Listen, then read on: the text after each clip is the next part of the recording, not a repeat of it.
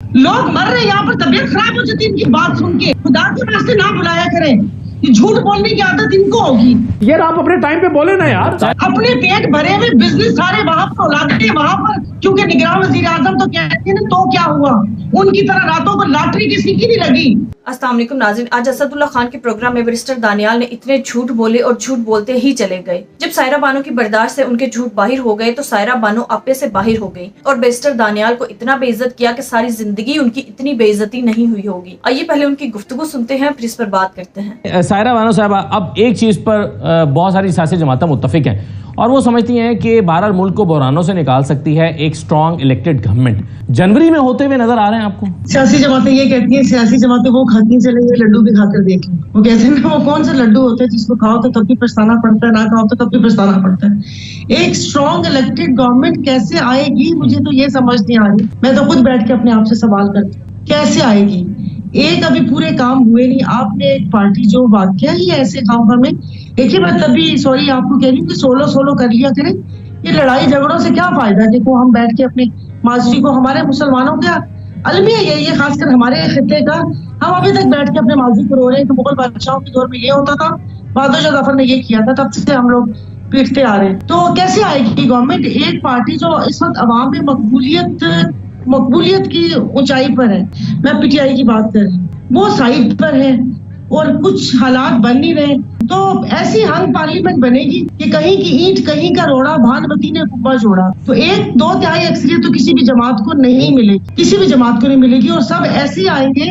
تو مجھے بتائیے, کسی ایک جماعت کا تو وزیر اعظم آنا ہے نا. لیکن سارا صاحب پھر یہ ایک بہت سنجیدہ مسئلہ ہے, اگر 14 جماعتوں کی حکومت 16 ماہ میں کچھ نہیں کر سکی اور 14 جماعتوں کی حکومت دوبارہ آ جاتی ہے, ہاں تو مجھے بتائیے نا, اگر نون کی گورنمنٹ آتی تو نون کے پاس اگر سپوز پنجاب ہے, وہ بھی اب جنوبی پنجاب میں وہ کہتے ہیں نقب لگ چکا ہے, تو پھر وہ اکیلے گورنمنٹ تو بنا سکتی. سندھ میں تو ان کا کوئی سٹیک ہے ہی نہیں نا. تو جی بی اور باقی حالات بھی آپ نے دیکھ لیے, کے پی کے پنجاب میں بھی ظاہر ہے دوسری پارٹیز بھی ہیں.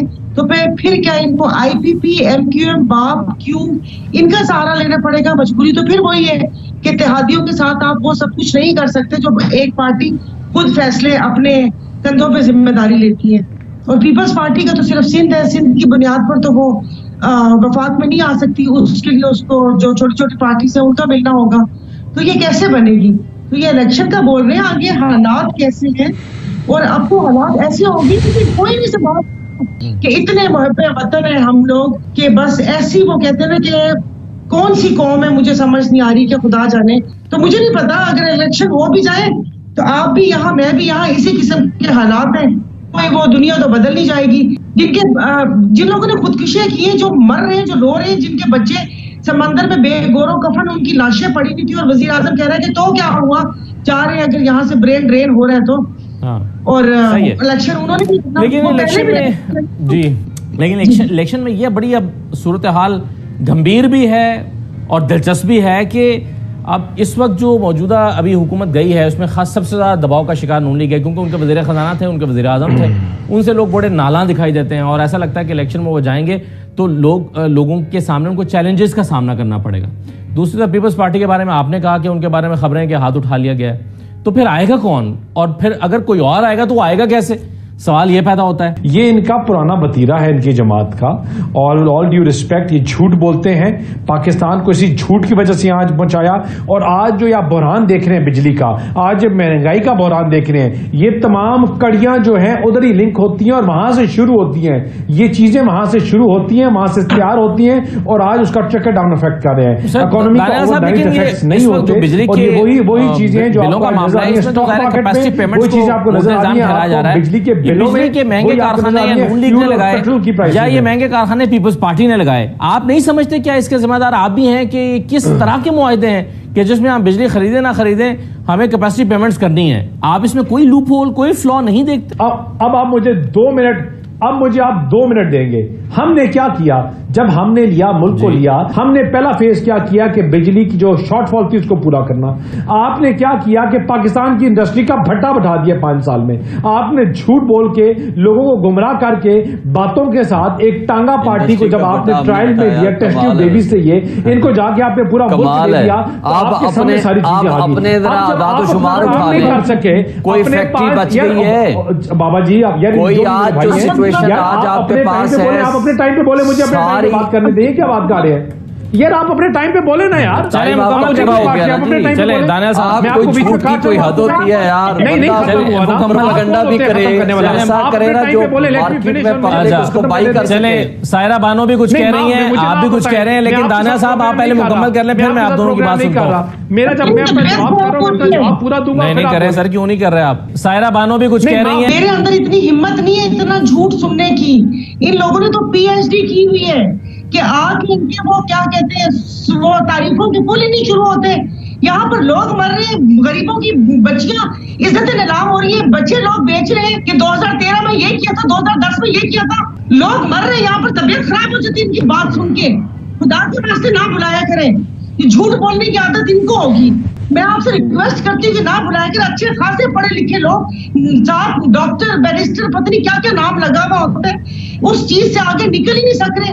لوگ مر رہے ہیں, عزتیں نیلام ہو رہی ہیں, خودکشی کر رہے ہیں. یہ 2012 اور 2013 کے قصے سنا رہے ہیں ہمیں. IPPs میں نے لگائی تھی یا IRPPs آپ نے لگائی تھی؟ کس نے کس کو نوازا تھا؟ سائیوال میں پروجیکٹ میں نے لگایا تھا یا آپ نے لگایا تھا؟ اپنے پیٹ بھرے ہوئے بزنس سارے وہاں پر اولادیں ہیں, وہاں پر پیسے وہ ہوتے نہیں, سر سے لے کر پاؤں تک گوچی اور ارمانی میں بیٹھے ہوئے ہوتے ہیں.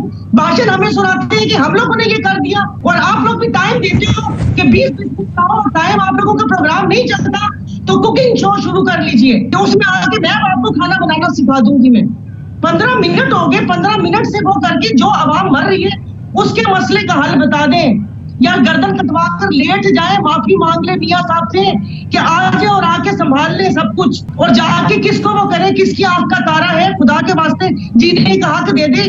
نہیں تو کم از کم میرے پاسپورٹ پہ تو ویزا لگوا دے, میں تو جاؤں یہاں سے, اور باقی لوگوں کو بھی جانے کی سہولت دے دیں. کیونکہ نگراں وزیر اعظم تو کہتے ہیں تو کیا ہوا, ان کی طرح راتوں کو لاٹری کسی کی نہیں لگی کہ سوئے ہوئے اور صبح آپ کو پتا چل جائے کہ آپ وزیر اعظم بن گئے ہو.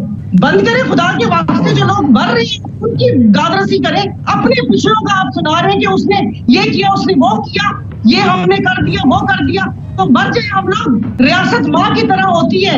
75 سال سے اس ملک پہ قبضہ کر کے بیٹھے ہوئے, 35 سال ماشاءاللہ 35 سال آپ لوگ, اس وقت تو کسی کو سزا ملی نہیں. اب بیٹھ کے مذہبی منافرت پھیلا رہے کہ اس نے یہ کر لیا, اس نے وہ کر لیا. ناظرین, ملک کو تباہ کرنے والے پیپلز پارٹی, نون لیگ اور ڈکٹیٹرز جنہوں نے ملک میں ماشاء اللہ لگایا اور ملک کو تباہی کی طرف دھکیل دیا, آج وہ سارا کا سارا الزام عمران خان پر ڈال کر خود بری ذمہ ہونا چاہتے ہیں. ان کو لگتا ہے جیسے عوام بے وقوف ہے اور عوام کچھ نہیں جانتی, لیکن شاید کچھ لوگ ان سے ڈرتے ہوں گے, کچھ لوگوں نے ان سے پیسے لیے ہوں گے جس کی وجہ سے ان سے دب کے رہتے ہیں. لیکن ناظرین, میں سلام پیش کرتی ہوں سائرہ بانو کو, جنہوں نے اتنی بردباری اور دلیری سے بیرسٹر دانیال کی زبان کو لگام ڈالی کہ وہ جھوٹ بولنے کے بھی قابل نہ رہے. ناظرین, ظاہر سی بات ہے ان کے منہ سے کبھی بھی سچ تو نکل ہی نہیں سکتا, لیکن جھوٹ کے لیے بھی ان کا منہ بند کرنا بہت ضروری ہے. جس طرح سے آج عوام کا خون نچوڑا جا رہا ہے, عوام پر بجلی کے بم پھوڑے جا رہے ہیں, انہیں تو ویسے ہی شرم سے ڈوب مرنا چاہیے کہ یہ کل کو اللہ کے سامنے کیا منہ دکھائیں گے. ناظرین, آپ کی اس بارے میں کیا رائے ہے, کامنٹ میں ضرور بتائیے گا. اگلی ویڈیو میں ملتے ہیں, تب تک کے لیے اللہ حافظ.